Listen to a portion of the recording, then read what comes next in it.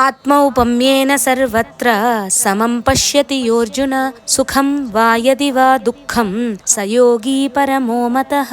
ఈ లోకంలో ఉన్న సమస్త ప్రాణుల సుఖాలను దుఃఖాలను తనకు కలిగినట్టే భావిస్తూ వాటిని సమానంగా ఎవరైతే చూస్తాడో వాడే యోగులలో శ్రేష్ఠుడు అని చెప్పబడతాడు అన్నారు పరమాత్మ. కాబట్టి పరమాత్మ యొక్క మతం ఏదంటే సకల ప్రాణులను సమంగా చూడటం, అందరి కష్ట సుఖాలను తనవిగా భావించడం, ఇతరులు ఏ పని చేస్తే తన మనస్సుకి శరీరానికి దుఃఖం కష్టం బాధ కలుగుతాయో ఆ పనులను ఇతరుల పట్ల చేయకుండా ఉండడం. మనం కూడా ఆ మతాన్ని అవలంబించాలి, అనుసరించాలి, ఆచరించాలి. అప్పుడే మనకు శాంతి, ఇతరులకు శాంతి, ప్రపంచానికి శాంతి కలుగుతుంది. ఇంత విన్నా అర్జునుడికి నేను వేరు, నా తాతలు తండ్రులు గురువులు వేరు అనే భేదబుద్ధి ఇంకా పోలేదు. నేను వాళ్ళని చంపాల్సి వస్తుంది అని యుద్ధం మానుకుంటున్నాడు. అలాగే మనందరికీ కూడా పరమాత్మ తన యొక్క నిశ్చయమైన అభిప్రాయాన్ని ఇది నా మతం, ఇది నా అభిప్రాయం అంటూ స్పష్టంగా చెబుతున్నాడు.